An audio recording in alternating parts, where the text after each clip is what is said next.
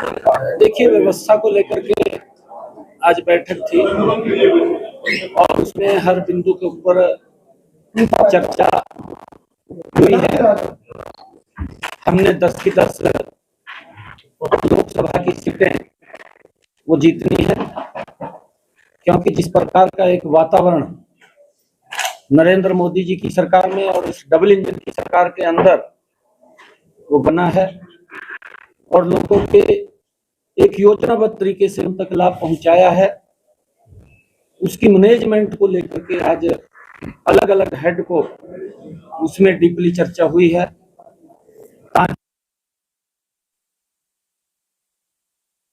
यहां से जीत करके तीसरी बार आदरणीय नरेंद्र मोदी जी को इस देश का प्रधानमंत्री बनाने का हरियाणा अहम भूमिका अदा करेगा, उसको लेकर के सारी व्यवस्था की बैठक। अच्छा, तो 4 सीट कोई चुनौती है? 4 सीट तो की लोकसभा सीट कोई चुनौती है? देखिए, हमारे सामने क्योंकि ये चुनाव है, चुनौती कोई नहीं है। कांग्रेस का जो भ्रष्टाचार है, कांग्रेस का जो कार्यकाल रहा है, अगर मैं एक छोटी बात करूं, क्योंकि लोग भूलते नहीं है बात को,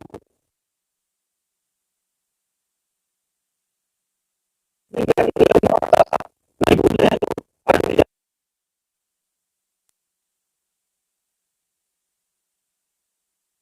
नरेंद्र मोदी जी ने वो लाइन तो खत्म की, परंतु उस माता बहन के घर के अंदर भी गैस का कनेक्शन सिलेंडर पहुंचाया, जिसके घर के अंदर 75 वर्षों में कांग्रेस ने नहीं दिया था, वहां भी नरेंद्र मोदी ने दिया है। इस बात को लोग समझ रहे हैं कि ये सरकार अगर कांग्रेस की आती है तो भ्रष्टाचार गति से बढ़ेगा, और अगर नरेंद्र मोदी की सरकार बनती है तो विकास की गति तेज गति से आगे देश बढ़ेगा।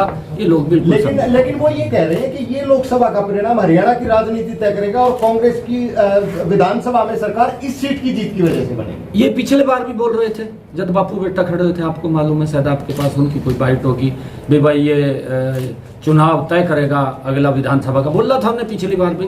बोलते हैं परंतु लोग निर्णय करते हैं। सर, आप सीएम बने हैं, उनके बारे में कब तक निर्णय हो जाएगा? 4-2 जल्दी हो जाएगा, जल्दी हो जाएगा। सर, आप सीएम बने हैं, क्या आपका विजन है प्रदेश को लेकर? देखिए, विजन जो नरेंद्र मोदी जी की नीतियां हैं, और मनोहर लाल जी ने बड़ा जबरदस्त काम गुड गवर्नेंस के अंदर हरियाणा के अंदर किया है। हमारी प्राथमिकता है उन कामों को मजबूती से आगे बढ़ाना। नरेंद्र मोदी जी की जो नीतियां हैं उनका अंतिम व्यक्ति तक लाभ पहुंचे, चाहे वो आयुष्मान कार्ड के रूप में है, चिरायु कार्ड के रूप में है, प्रधानमंत्री किसान सम्मान निधि है, चाहे किसानों को फसल बीमा योजना के माध्यम से सुरक्षित करने की बात है, चाहे प्रधानमंत्री आवास योजना के तहत मकान देने की बात है, चाहे हर घर के अंदर नल और स्वच्छ जल पहुंचाने की बात है। बहुत सारे ऐसे कार्य हैं जो नरेंद्र मोदी की सरकार ने, इस डबल इंजन की सरकार ने किए हैं। उन कामों को आगे बढ़ाना ये हमारी प्राथमिकता है और लोगों को घर बैठे सुविधा मिले।